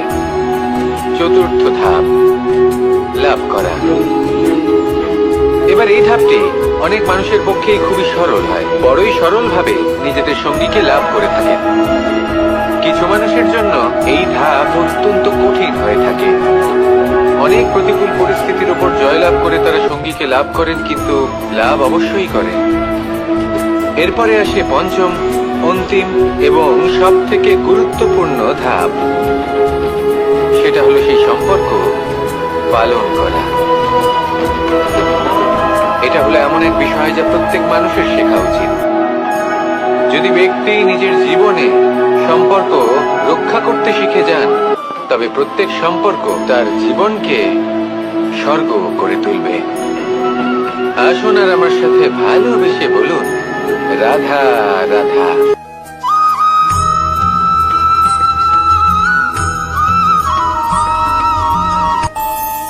আমাদের মনে যখন কোনো প্রশ্ন ওঠে, কোনো দ্বন্দ্ব জাগে, তখন আমরা যাই আমাদের গুরুর কাছে, আমাদের আরাধ্যের কাছে গিয়ে জিজ্ঞেস করি।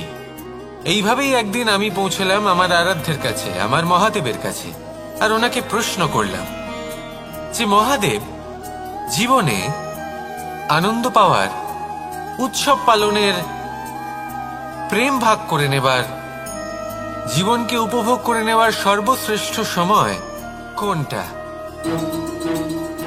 মহাদেব হাসলেন আর উনি বললেন, জীবনে উৎসব পালনের সব থেকে শ্রেষ্ঠ দিন হল মৃত্যুর ঠিক আগের দিনটা। প্রেম ভাগ করে নেওয়ার সব থেকে শ্রেষ্ঠ মুহূর্ত হল মৃত্যুর ঠিক আগের মুহূর্ত। জীবনকে উপভোগ করে নেওয়ার সর্বশ্রেষ্ঠ প্রহর হল মৃত্যুর 1 প্রহর পূর্বে। তখন আমি চমকে গেলাম। আমি বললাম, কিন্তু মহাদেব, মৃত্যু তো অনিশ্চিত, আমরা জানিও না কবে আমাদের মৃত্যু হবে। মহাদেব আবার হাসলেন। উনি বললেন যে যদি আমরা এভাবে জীবন কাটাই যে আমরা জীবনের প্রত্যেক দিন, প্রত্যেক মুহূর্ত, প্রত্যেক প্রহর শেষ বলে মনে করি, তাহলে আমাদের সমস্ত জীবন আনন্দের সাথেই অতিবাহিত হবে। কি বলেন?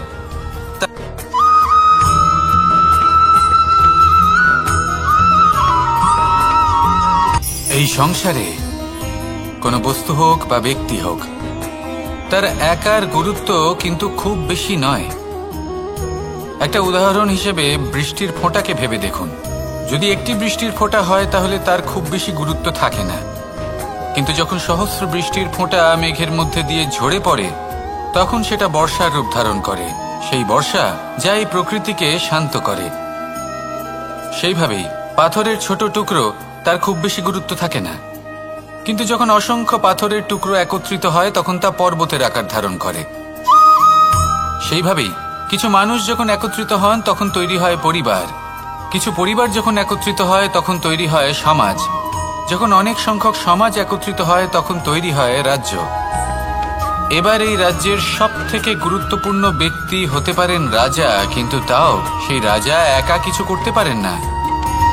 যুদ্ধ লড়ার সময় তারও নিজের সৈন্যদলকে প্রয়োজন পড়ে।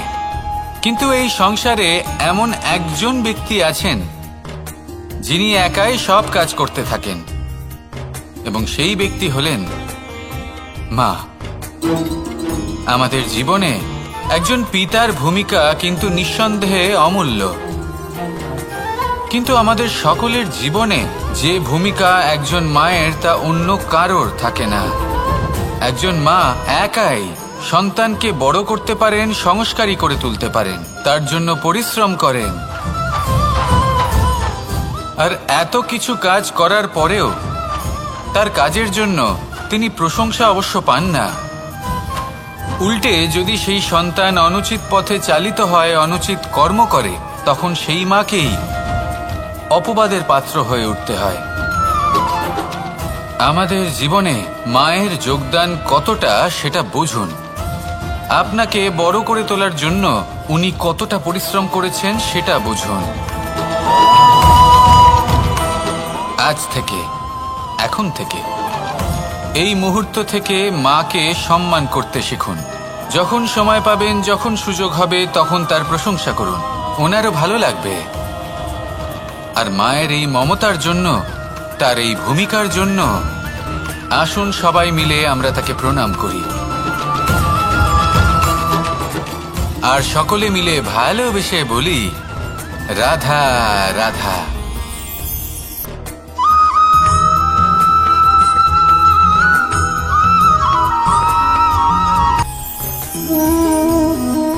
শক্তি এক অত্যন্ত বিচিত্র বস্তু, বা বলতে পারেন অনুভূতি।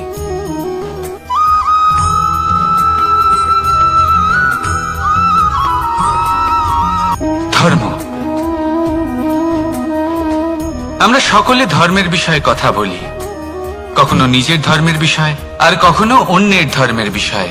কখনো আমরা অধর্ম দেখলে সেই বিষয়ে কথা বলি, অনেক রকম আলোচনা হয়। কিন্তু এই ধর্ম আসলে কি, সেটা কি কেউ বোঝে?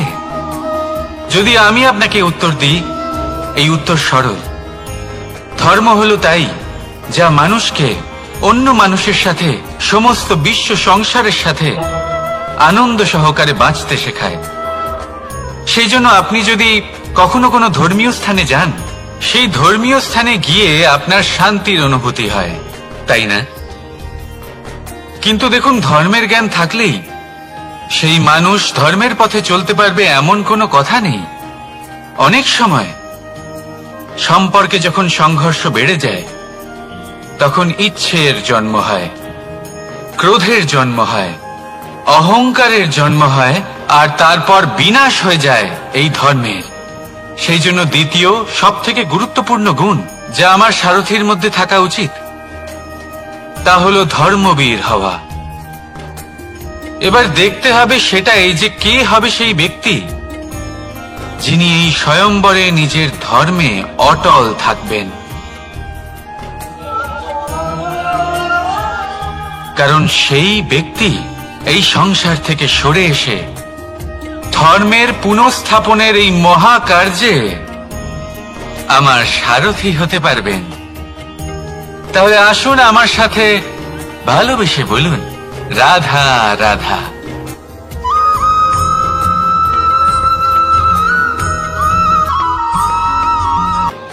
প্রেম এই সংসারে এসেছিল এই সংসারকে প্রেমের শিক্ষা দেওয়ার জন্য, এই জীবনের সুখের অনুভূতি আসলে কি তা শেখানোর জন্য। কিন্তু যদি সত্যি কথা বলি, তো আমি নিজেই প্রতিদিন প্রেমের নতুন নতুন স্বরূপ দেখতে পাই, প্রেমের একটা নতুন অনুভূতি প্রত্যেক নতুন দিনে। আর তার কারণ হলো এই প্রেম অনন্ত, এ হলো দৈব। প্রেম হলো এই সংসারের সবথেকে বড় ঢাল এবং সবথেকে বড় অস্ত্র। এই প্রেম ছাড়া না কোনো ন্যায় হয়, আর না কোনো শাস্ত্র, না জীবন আছে, আর না অন্ত। এবার যদি এই প্রেম মনের মধ্যে বাস করতে শুরু করে, তাহলে কখনো কোনো সমস্যাই হবে না। আর যদি হয়েও থাকে, তাহলে তা স্থায়ী হবে না। এই প্রেম কি না করতে পারে? এই প্রেম সমস্ত সমস্যা মিটিয়ে ফেলতে পারে। আপনার মনের মধ্যে অহংকারকেও বিনাশ করে দিতে পারে। আপনাকে সাক্ষাৎ ঈশ্বরের সাথে দেখা করাতে পারে। তাই প্রেমের দ্বারা প্রয়াস করতে থাকুন। এই সংসারের প্রত্যেক মানুষকে, প্রত্যেক বস্তুকে, প্রত্যেক জীব জন্তুকে ভালোবাসবেন। আর এই প্রেমের দ্বারাই বলুন, রাধা রাধা।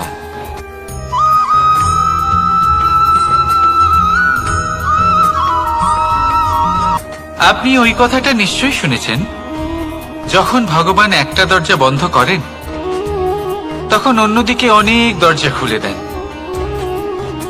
এবার এই দরজা, এই সমস্ত পথ আমরা দেখতে পাই না। অনেক সময় আমরা বুঝতে পারি না, হারিয়ে যায় সব। কখনো কখনো মনে হয় যে এই কথাটাই মিথ্যে, কিন্তু আসলে তা তো নয়। তাহলে হারিয়ে যায় কেন? কারণ আমরা সময় নষ্ট করি এই দরজার দিকে তাকিয়ে থেকে। ভাবি এই বুঝি দরজা খুলবে, এবার দরজা খুলবে। অপেক্ষা করতে করতে আমরা অনেক সময় নষ্ট করে ফেলি। এত সময় নষ্ট করি যে আমরা দেখতে পাই না, খুঁজে পাই না সেই সমস্ত দরজা আর পথ যা আমাদের জন্য খোলা রয়েছে। যদি খুঁজেই না পাই, তাহলে তা ব্যবহার করব কি করে? মনে রাখুন, ভগবান সব সময় আমাদের সাথে রয়েছেন, আমাদের সাহায্য করছেন। এই পথ সব সময় আছে, সর্বত্র আছে। দরকার রয়েছে শুধুমাত্র দৃষ্টির, দৃষ্টিভঙ্গি এবং ভাবনার। এই দৃষ্টিকে বিস্তৃত করুন, এই দৃষ্টিভঙ্গিকে ধন্যাত্মক করে তুলুন, আর এই ভাবনা, এর সীমা একটু বাড়িয়ে তুলুন। তারপর দেখবেন সব খুঁজে পাবেন। আসলে কি, এই যে ঈশ্বর, এই যে পরমাত্মা, তা আমাদের সাথে রয়েছে, আমাদের মনের মধ্যে রয়েছে। যিনি তাকে মন থেকে চাইবেন, তিনি তাকে মনের মধ্যে অবশ্যই খুঁজে পাবেন। যদি উনি মন থেকে চান পথ খুঁজে পেতে, তাহলে তিনি অবশ্যই পথ খুঁজে পাবেন। তাহলে আসুন আমার সাথে ভালোবেসে বলুন, রাধা রাধা।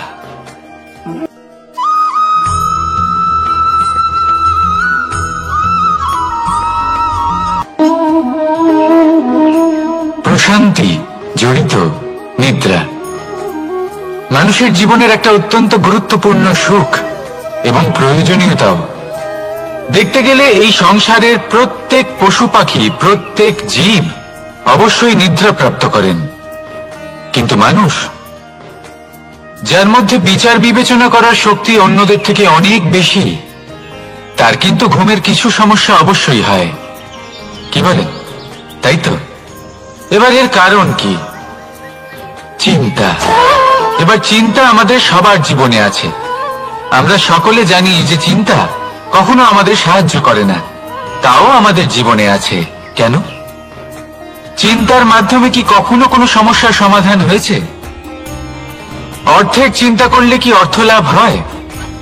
ভবিষ্যতের চিন্তা করলে কি ভবিষ্যৎ ঠিক হয়ে যায়? স্বাস্থ্যের চিন্তা করলে কি স্বাস্থ্য নিজে থেকেই ঠিক হয়? হয় না। তাহলে এই সব কিছু থেকে আমাদের একটা ছোট্ট শিক্ষা অবশ্যই লাভ করা উচিত। আপনিও আপনার কাঁধ থেকে চিন্তার এই বোঝা নামিয়ে ফেলুন। আর ইচ্ছে, এই সব ইচ্ছে একত্রিত হয়ে আমাদের মনে চিন্তা উৎপন্ন করে। তাই এই চিন্তাগুলিকে ত্যাগ করুন। প্রকৃতির প্রেমের উপর বিশ্বাস রাখুন। মনে রাখবেন, যিনি চিন্তা মুক্ত হবেন, তিনি চিতা মুক্ত হবেন। সুখের নিদ্রা প্রাপ্ত করুন, আর নিদ্রায় যাবার আগে আমার সাথে ভালোবেসে বলুন, রাধা রাধা।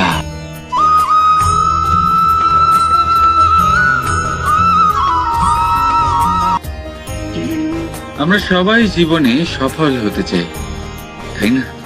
প্রত্যেকের জীবনে ব্যক্তিগত একটা লক্ষ্য আছে, আর প্রত্যেকের জীবনে তাদের লক্ষ্যে পৌঁছানোর আলাদা আলাদা যাত্রা আছে। এবার এই যাত্রায় অগ্রসর হওয়ার জন্য পথের দরকার। পথ, এই পথ, এটা অত্যন্ত গুরুত্বপূর্ণ। আর মানুষ এটাই বুঝে উঠতে পারেন না।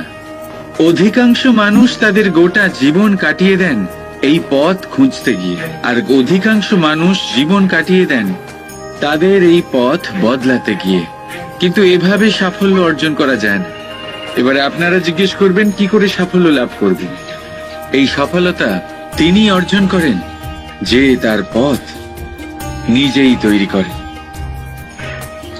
দেখুন, যত শক্তি আর যত সময় আপনি পথ খুঁজতে আর বদলাতে গিয়ে নষ্ট করবেন, তার থেকে কম সময় এবং শক্তির দ্বারা আপনি নিজের পথ নিজেই বানাতে পারবেন, নিজের লক্ষ্যে পৌঁছতে পারবেন। সেই জন্য বারবার আপনার পথ বদলাবেন না, খোঁজাখুঁজি করবেন না। নিজের এই যাত্রায় নিজের পথ নিজেই তৈরি করুন, আর যত তাড়াতাড়ি সম্ভব নিজের লক্ষ্যে পৌঁছে যান। রাধা রাধা।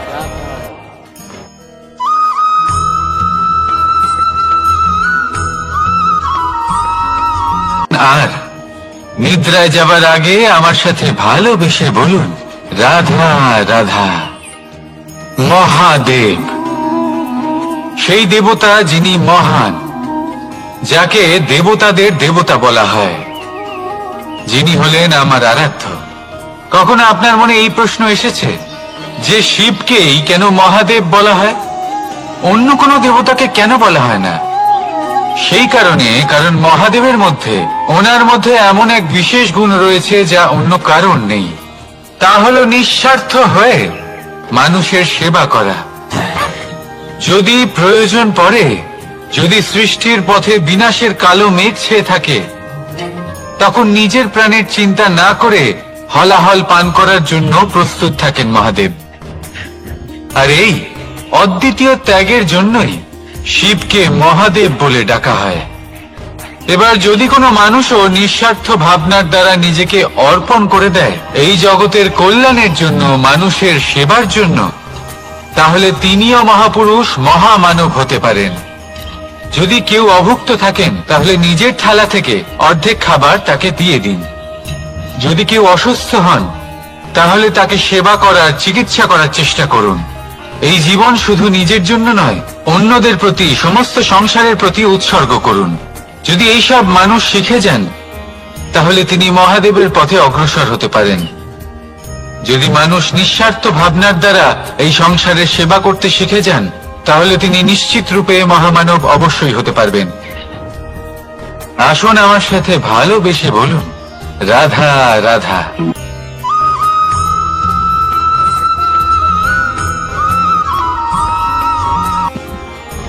সময়, এই সময় না কোনো ব্যক্তি, না জীব, না বস্তু, তাও সময় জীবিত থাকে। এই সময়ে না জল, না অগ্নি, আর না বায়ু, কিন্তু তাও আমাদের জীবনের আধার এই সময়। দেখতে গেলে মানুষ এই সময়ের হাতের খেলনা। কখনো আমাদের সময় ভালো হয়, আবার কখনো খারাপ। কেউ সময় আসার প্রতীক্ষা করে, আবার কেউ সময় যাওয়ার প্রতীক্ষা করে, কিন্তু এই সময় কারোর হাতে ধরা দেয় না। এই সময় যা কেউ দেখতে পায় না, এটা সবাইকে সবকিছু দেখিয়ে যায়। দেখিয়ে যায় যে আপন কে আর পর কে, আমাদের শুভাকাঙ্ক্ষীকে আর ক্ষতি কে চায়, আমাদের মিত্রকে আর আমাদের শত্রুকে। এই সময় আপনাকে দেখায় যে আপনি কতটা শক্তিশালী, সেই সময় আপনাকে দেখিয়ে যাবে আপনি কতটা দুর্বল। এই সময় সব কিছু দেখিয়ে যায়। তাই এই সময় যা এতটা শক্তিশালী, তা আমরা নষ্ট কেন করি ভেবে দেখুন। এবারে উঠুন আর এই সময়ের সম্পূর্ণ ব্যবহার করুন, এই সময়ের সদ্ব্যবহার করুন, কারণ এই সময়কে ব্যবহার করাটাই আপনার হাতে রয়েছে, আর কিচ্ছু না। আর এই সময় একবার বয়ে গেলে তখন যাই করুন না কেন, কখনো ফেরত আসবে না। সময়ের সদ্ব্যবহার করুন, আর সবার মধ্যে আনন্দ ছড়ান। আর আসুন আমার সাথে ভালোবেসে বলুন, রাধা রাধা।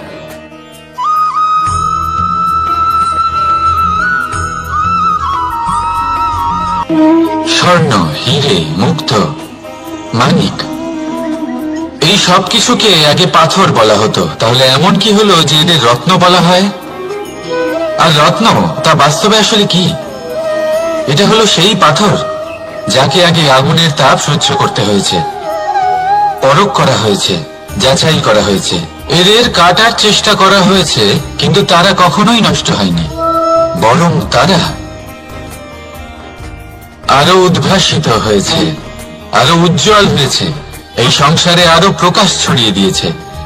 সেই জন্য এরা হলো এত অমূল্য, সেই জন্য এরা হলো বহুমূল্য, সেই জন্য এদের রত্ন বলা হয়।